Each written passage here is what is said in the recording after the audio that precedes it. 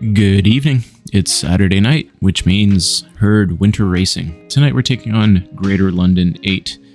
You can see me there on clipping, getting my water bottle, rushing, less than 30 seconds to go.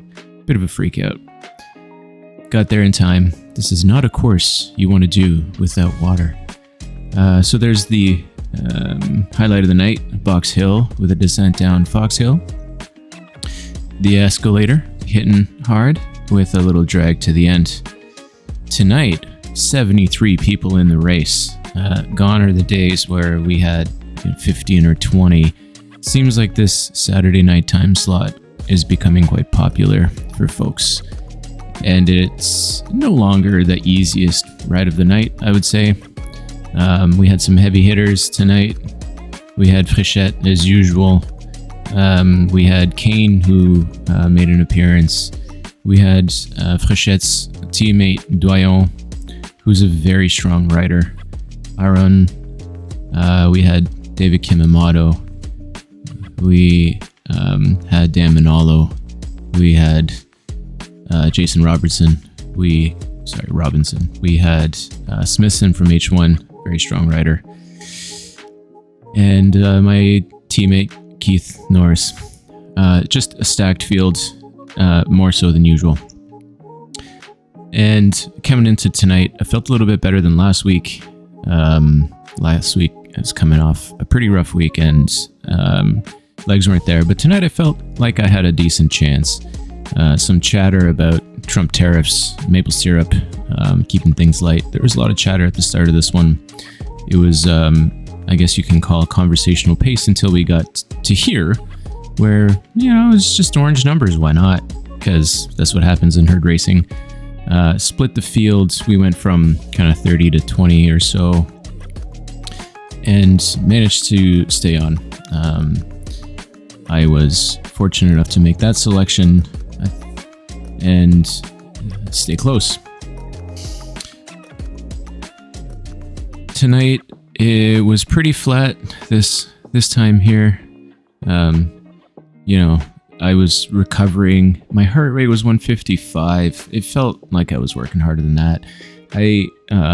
My chest strap just decided not to work. And so I switched over to my arm band. You can kind of see it in the video there. There's a heart rate monitor on my left bicep. I'm not a huge fan of it. I do prefer my chest strap, but here we are. It's working. I have a heart rate. It's all good.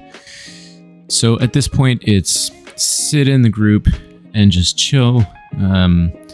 Average so far was relatively high, but as you can see, my average power is just going to drop, just sitting in some low numbers, high hundreds, low 200s, so kind of high zone 1, low zone 2. And it's like this for a while. You can see on the right hand, the mini map, we're about halfway to Box Hill. Everyone knows Box Hill is going to be where the selection is made. I'm just hoping I can make it with the chase group. I'm not thinking I have the 5-minute power to hold on to the heavy hitters who, can do Box Hill a minute faster than me, kind of thing.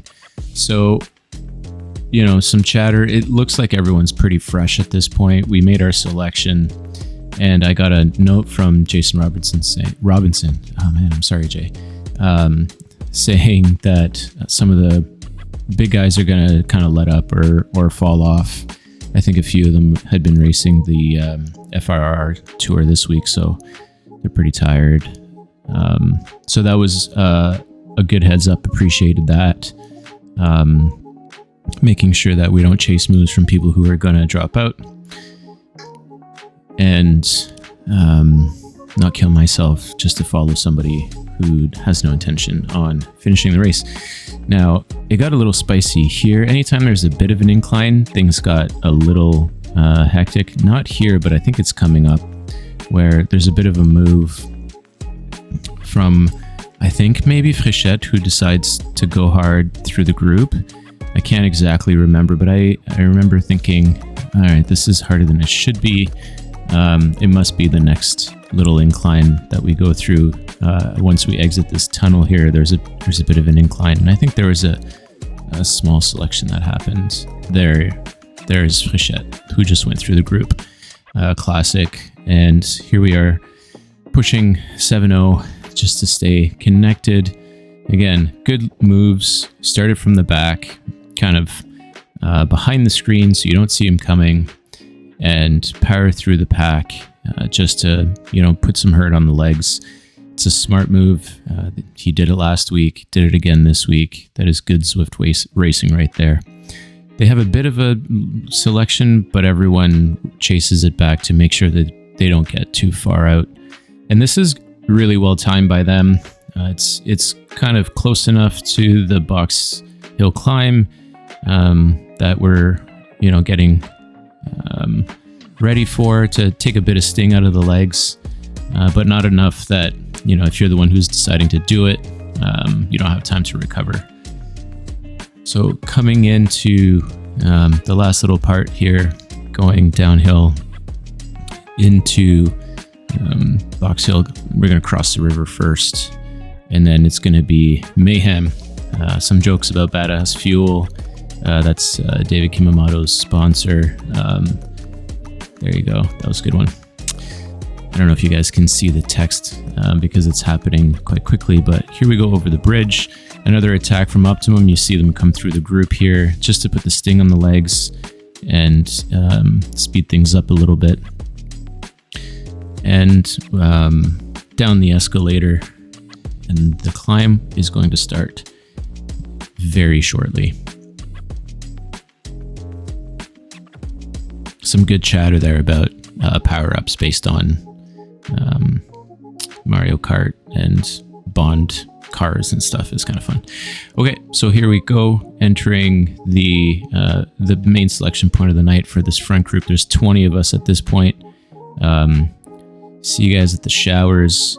I wanted to text see you at the douches because that's what Hey Campy says on his podcast, but I didn't want to risk getting dropped so quickly, and it didn't take long, but I'm coming off my best all-time 5-minute power, which was 371 or thereabouts, and I know that this climb all in all is somewhere in the 7-minute mark, so I'm trying to pace myself to not blow up.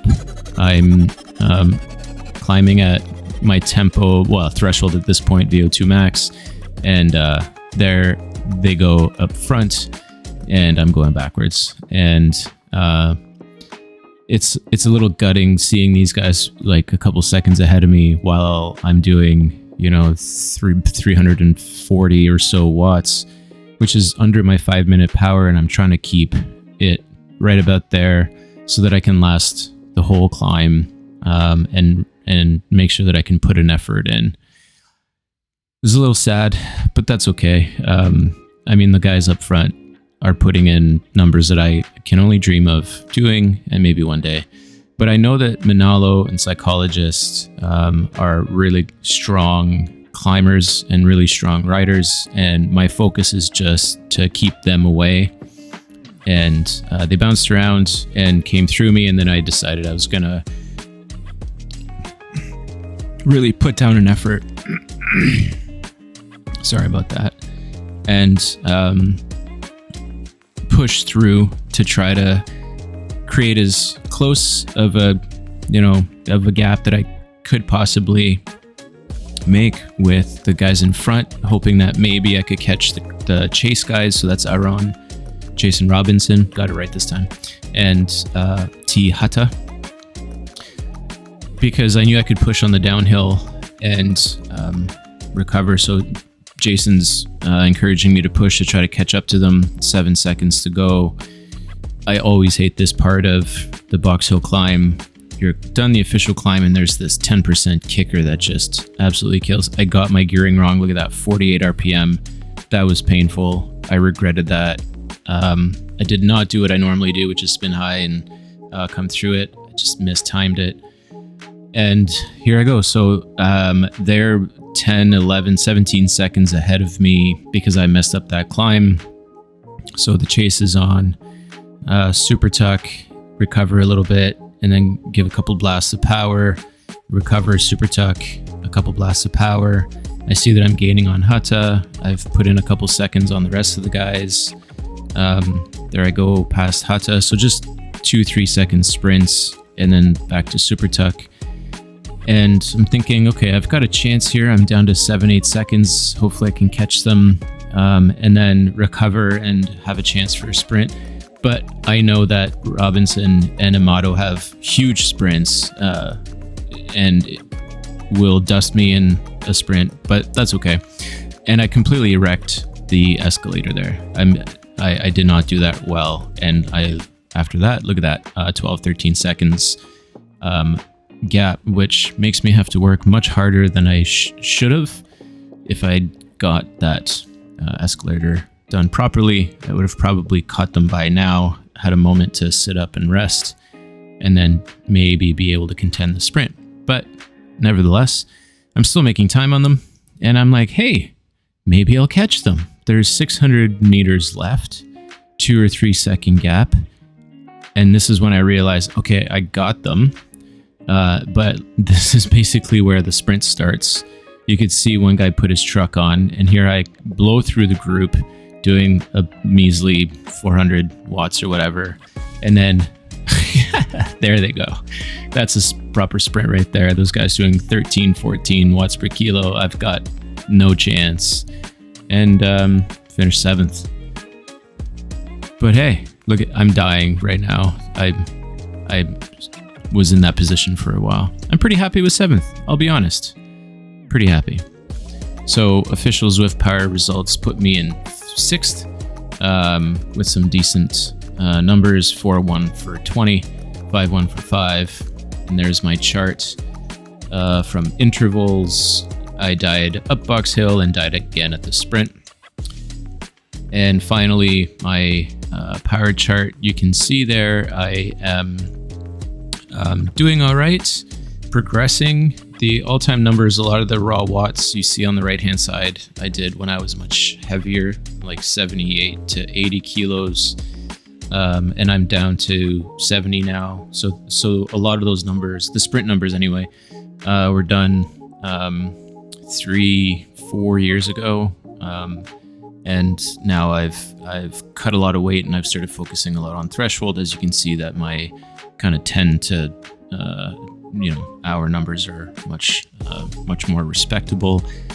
I did set an all-time 8-minute power record today, raw watts 341, so that was 12 watts more than what I'd done previously, which happened earlier in January. And so I'm pretty happy with that, given I had to pace for 8 instead of 5, and I did a pretty decent 5-minute effort, which was, kind of, 13 watts short of my all-time 5-minute PR, which I said a few weeks ago. I'm pretty happy with that. So there it is, Saturday night over, and I hope you enjoyed the race, and leave me some comments or tell me what you think. See you next time.